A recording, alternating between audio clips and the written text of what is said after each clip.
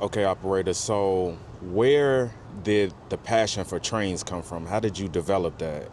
When I was younger, my parents, my father, he worked for CTA as a mechanic. And, a lot of times we would have to still be babysat because, they'll be off at work. And a lot of times, they would take us to our grandmother. And our grandfather, he would come over and he would take us out for lunch, to have lunch. And he would oftentimes do that in the city.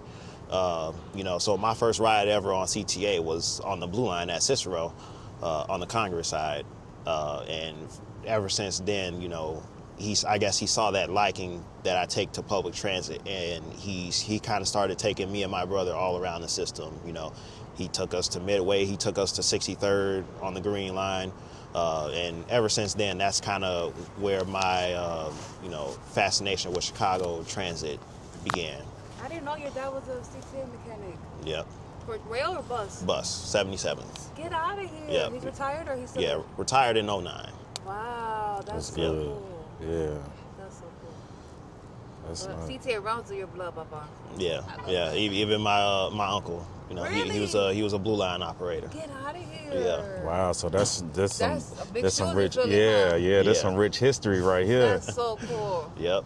The system pick that's coming up next, you gonna stick around, or you thinking about branching off to another section? Yeah. It's definitely a tough decision because right now I'm kind of close to home, but at the same time it's always nice to explore a new part. And because I didn't start at Kimball operating, it's definitely an intriguing thing to maybe go over there and operate for the next 2 years. So it's a big decision, and I'm still pondering on it. Operator, can you explain that transfer train, that pink Blue Line train that comes from 54th to the Blue Line? Can you talk about that? Yeah, so about several years ago, back in about 2017, 2018, this area of the Blue Line on the Milwaukee branch was experiencing a large boom of, housing and, people coming in and riding the system. And at the time, CTA was mainly running 26 or 2200s, older equipment. It didn't have quite the standing space. And the solution was to bring 4 trains a day, 2 in the AM, 2 in the PM from the pink line to help supplement service. So every day we get 2 5,000 series 8-car trains from the pink line to come to the Blue Line. We start at Racine, we go to Jefferson Park, and we turn at a middle track near Jefferson Park and come back downtown to service the riders in that area in the AM and PM rush hours.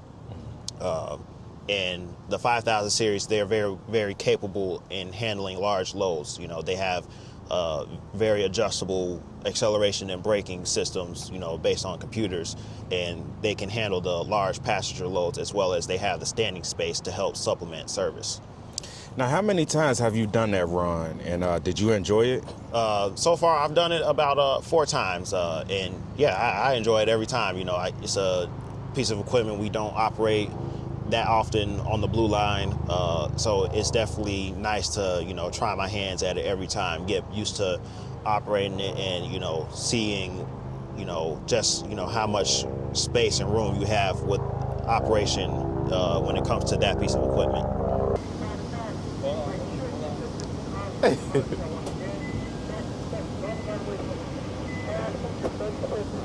All right, see you later.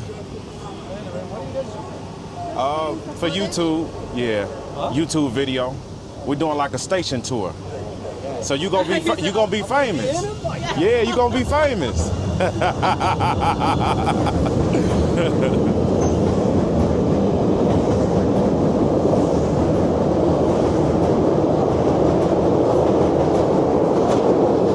Oh, they finally got that one working.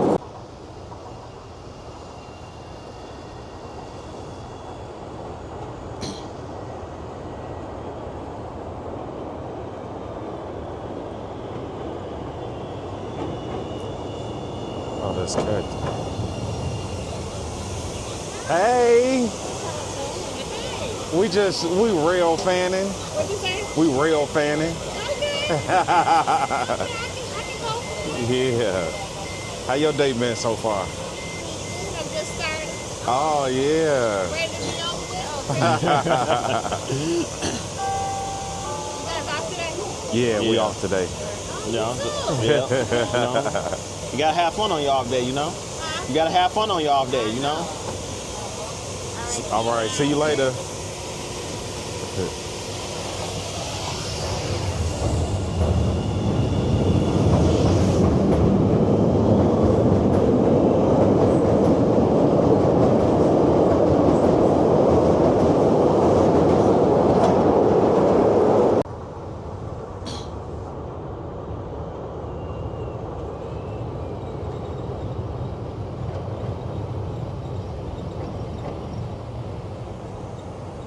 I don't know who that is. That's a new Oh, operator. that's the new operator.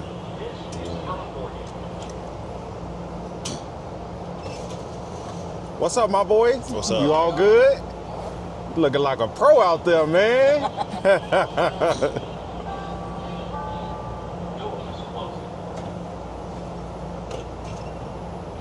All right, see you later. West is next. Doors open on the right.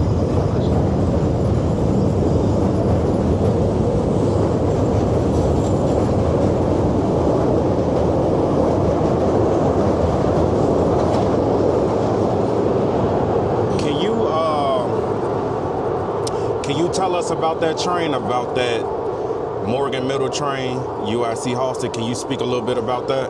Yeah, the UIC Halsted trains, they all originate from O'Hare, and they basically they run the O'Hare into downtown portion of the route, and this is where a lot of the ridership ends up, you know, for the most part, and to help move a lot of people between downtown and the airport, you know, we get a train from O'Hare, we go to UIC Halsted, we unload that train, we take it into a middle track, and we turn back north to help service the riders between downtown and O'Hare.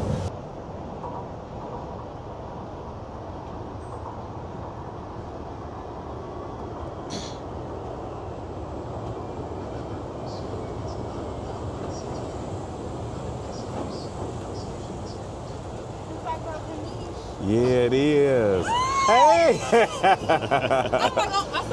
saw somebody recording. I was like, It's good to see you.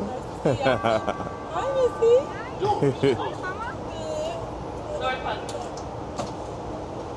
So y'all back over here? Yep. All right. See you. All right.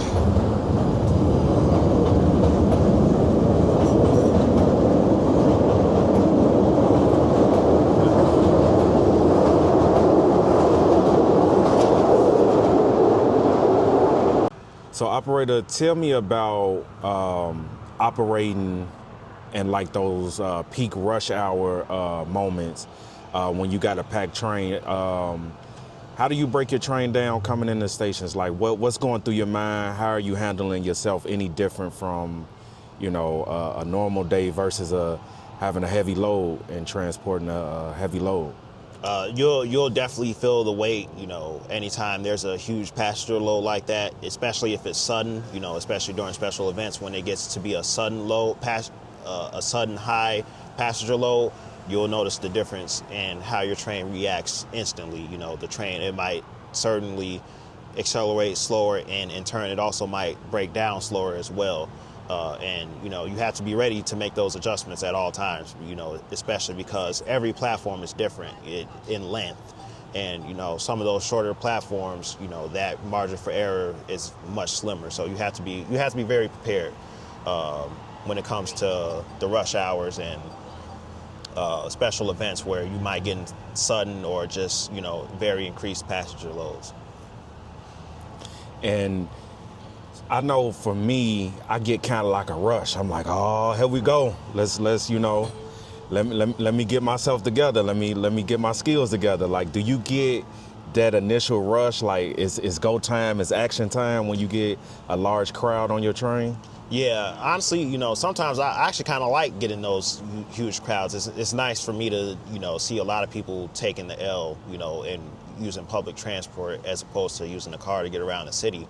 That's one of the parts that makes it exciting for me. But, also just to, get that much more experience, like I was saying earlier, you're always learning. And, one of the things I think it is important to learn is, is certainly when you get those heavy passenger loads, being more efficient operating the train with those heavy loads, because it definitely takes some extra skill to make sure you stop the train properly at stations.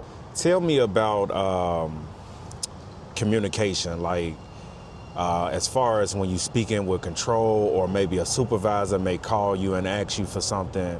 Walk me through that. Like, is it, because when I hear you, I'm like, man, he's always professional, he's calm. If he's dealing with a defect, he's right on it. He understands what's going on. Walk me through what's going on when you're communicating and you're maybe relaying information back to the control center. I try to, as much as possible, to, directly tell them what's going on, whether, it's between passengers, or if it's, equipment failures. I try to my best to, and concisely to relay what's going on to the control center, or to even a supervisor if control is temporarily not available. It's always important, as much as possible, to stay calm. When we have something, going wrong on our trains, it's definitely easy to kind of get into a panic, right from the start. So you always, it's always important to try and tell yourself, like, all right, take a breath, and, you got this, because it also relays, towards other people. If I start panicking, somebody else could start panicking, and, it could take just that little bit longer to, help remedy the issue.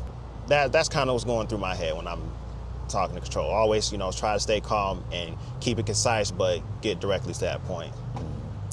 Now, being in charge or operating 8 cars by yourself, does it become overwhelming, or is it just something you just, hey, I know what I'm doing now, I got the ropes, and just business as usual?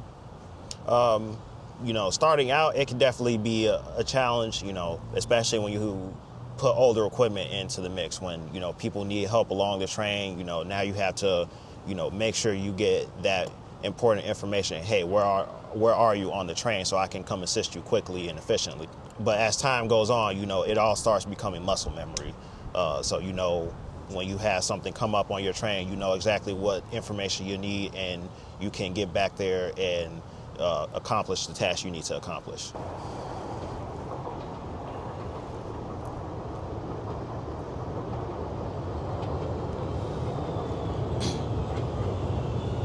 Look who it is.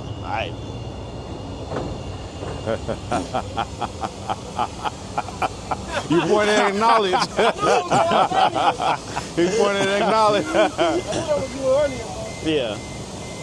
I come out here taking pictures, of the trains mainly. Having fun. What's up? How are you feeling? Tired. Yeah. Yeah. You almost done. Yes, sir. All right, y'all. All right. Y'all be safe. I'll see you later. And remember, don't drink and drive. You might spill your drink. Don't drink and drive. He's stupid, man.